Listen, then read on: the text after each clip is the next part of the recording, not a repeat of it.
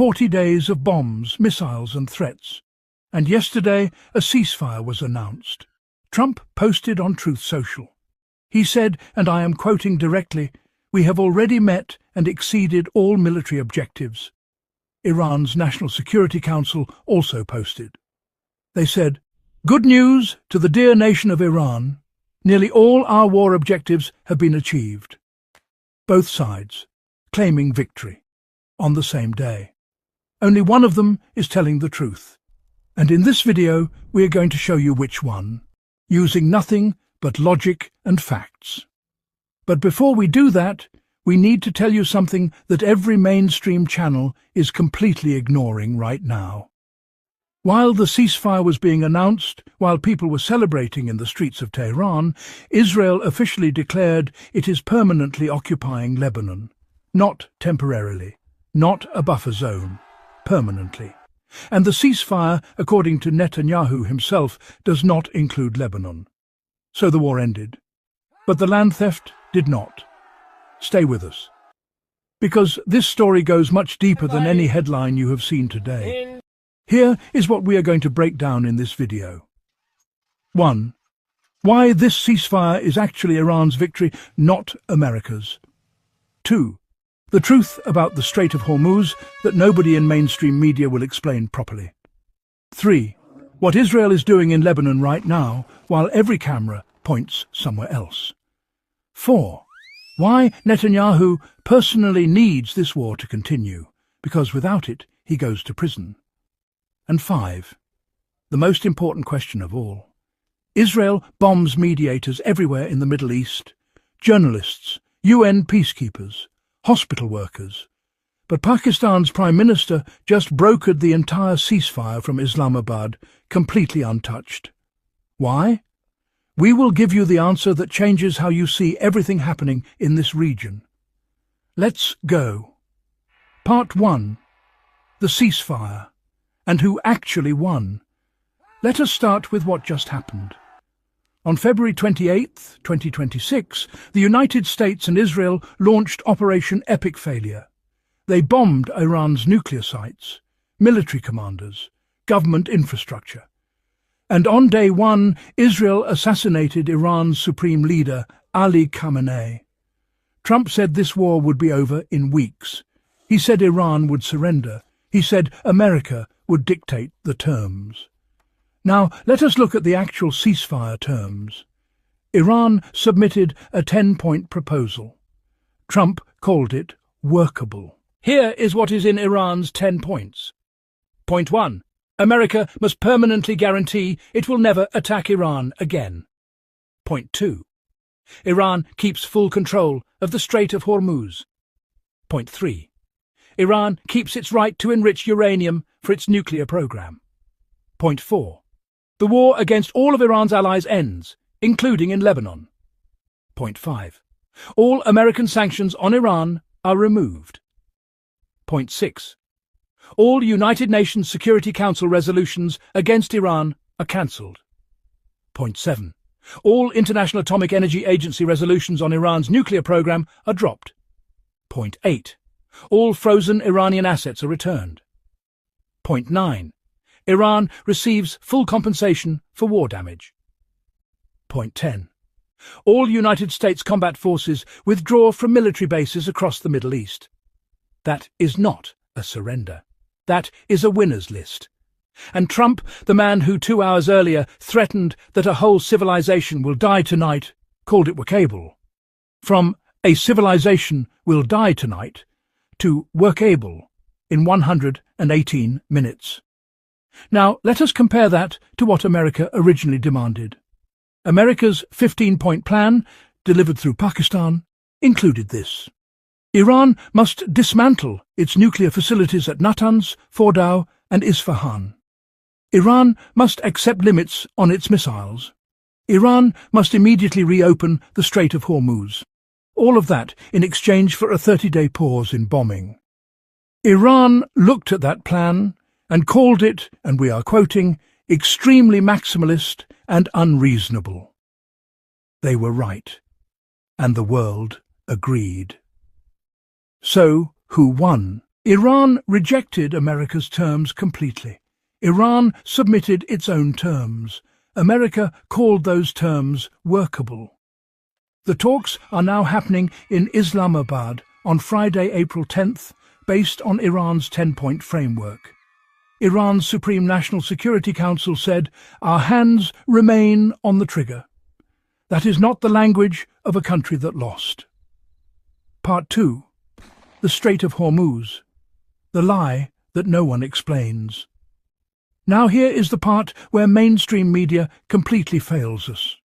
Trump's biggest demand throughout this entire war was reopen the Strait of Hormuz. He threatened to bomb Iran's bridges. He threatened to destroy Iran's power plants. He threatened to wipe out Iranian civilization if Iran did not reopen the strait. Here is the question we need to ask. Who closed the Strait of Hormuz? Before February 28, 2026, the Strait of Hormuz was completely open. 135 ships passed through it every single day. 20% of the world's oil. Moving freely, normal business. Then the United States and Israel launched the war on February 28th. They bombed Iran, killed Iran's supreme leader, destroyed nuclear sites, and Iran's response the very next day was to close the strait. The strait was open. America started the war. Iran closed the strait as retaliation. Then Trump spent 40 days demanding Iran reopen the strait that was open before he started bombing. Let us give you the simplest possible analogy. You punch your neighbor in the face. He locks his front gate so your friends cannot use his driveway. You then go on television and say, "This man is holding the neighborhood hostage with his locked gate." And you demand he unlock it as a condition for you to stop punching him. That is exactly what happened with the Strait of Hormuz, and the global media called it Iran's aggression. But here is what they also did not tell us. Iran's closure was not random. Iran allowed ships from Pakistan, India, China, Russia, Turkey and Iraq to pass safely. They were blocking vessels from the United States, Israel and their direct allies only. This was not an act of desperation. This was a precise, intelligent economic weapon. Iran was telling the world, "You allowed America to bomb us. You will feel the economic consequences." And the world felt it immediately. Iraq, the world's sixth largest oil producer, cut production by 70%. Qatar Energy invoked force majeure. Shell followed. Kuwait Petroleum followed. Oil prices hit $126 a barrel, the biggest energy disruption since the 1970s oil crisis. American gas prices at the pump spiked more than 30% in a single month. Trump said, and we are quoting, "We haven't needed it and we don't need it." His own voters were paying $4 a gallon, and the president said, "America doesn't need the strait." That is not a policy. That is a man who did not think through the consequences of someone else's war. Part 3. The deal that was murdered before the war even started. Now we need to show you something that will change how you understand this entire conflict. The mainstream narrative is, America went to war because Iran was building nuclear weapons and being aggressive. Here are the actual facts. On February 25th, 2026, 3 days before the war, Iran's Foreign Minister Abbas Araghchi made a public statement. He said a historic agreement with the United States was within reach. He said diplomacy must be prioritized. He said Iran does not want nuclear weapons. The next day, February 26th, a third round of indirect peace talks happened in Geneva, mediated by Oman. Oman's Foreign Minister Badr al-Busaidi went on record. He said a breakthrough had been reached. He said Iran had agreed to never stockpile enriched uranium. He said Iran had agreed to full verification by the International Atomic Energy Agency. He said peace was, his words, within reach. Talks were scheduled to resume on March 2nd. The next morning, February 28th, America and Israel bombed Iran.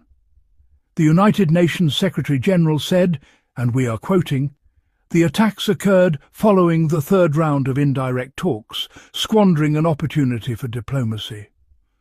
Oman's foreign minister, the actual mediator, said he was dismayed. He said active and serious negotiations have yet again been undermined. He said, "This is not your war." We want you to read those words carefully, yet again, not for the first time, not a surprise, again. Because here is the pattern we need to understand. A deal gets close. The deal gets killed. The war starts. This happened not once, not twice. This is the established pattern of this conflict. And now we need to ask the question that changes everything. On February 10th, 18 days before the war started, Netanyahu, described by his own allies as increasingly alarmed that negotiations would succeed, met with Trump to push for military action. Alarmed that peace would succeed. We believe that single sentence should be the headline of every newspaper on earth. Part 6. The man who needs war to stay free. Now, let us talk about the person at the center of all of this, Benjamin Netanyahu. He has been on trial since 2020 for bribery, fraud and breach of trust. 3 separate cases. If convicted on even one charge, he will be barred from public office. He faces up to 10 years in prison. He has not admitted guilt. He has requested a pardon from Israel's president. Trump himself wrote a personal letter to Israel's president requesting Netanyahu be pardoned. During his first press conference since the war started, 12 days into the conflict, Netanyahu called his own corruption trial an absurd circus. He called it that. During a war. His first press conference in 12 days, and he spent it demanding a pardon. An American senator described this conflict as an incoherent war launched at the incessant urging of Netanyahu. He said a major two-front war postpones Netanyahu's corruption trial, keeps him out of jail, and enhances his political standing ahead of elections due by October 2026. Let us be completely clear about this equation. War equals no trial dates. War equals election boost. War equals land acquisition in Lebanon. War equals distraction from Gaza accountability. War equals the ICC arrest warrant becomes politically irrelevant. Netanyahu cannot even travel to most countries in the world without risking arrest. He skipped the World Economic Forum in Davos because Switzerland would have been legally required to detain him under the International Criminal Court warrant. This man, who cannot move freely around the world, convinced the most powerful military on earth to fight his war. And America paid for it, with aircraft, with money, with alliances, with credibility. 1 F-35 damaged by Iranian fire, the first time in history. 4 F-15. Strike Eagles lost, 1 a 10. Thunderbolt shot down. 1 E-3 Sentry surveillance aircraft destroyed, 17 Reaper drones destroyed, multiple refueling tankers damaged. Italy refused American warplanes permission to land in Sicily. Spain blocked American planes from its airspace. France blocked planes heading to Israel. These are NATO allies, America's own partners, saying no. NATO is fracturing. The dollar weakened. Global energy markets disrupted for 40 days. And the final deal is Iran's deal, on Iran's terms, brokered by Pakistan, not America. Part 7. The final count. Let us be honest about what 40 days actually produced. America wanted to eliminate Iran's nuclear program, still intact. America wanted to control the Strait of Hormuz. Iran now coordinates who passes through. America wanted to demonstrate regional dominance. NATO allies publicly refused to cooperate. Iran declared nearly all war objectives achieved. America declared victory too. Only one of them is standing on facts. Now let us be honest about this ceasefire.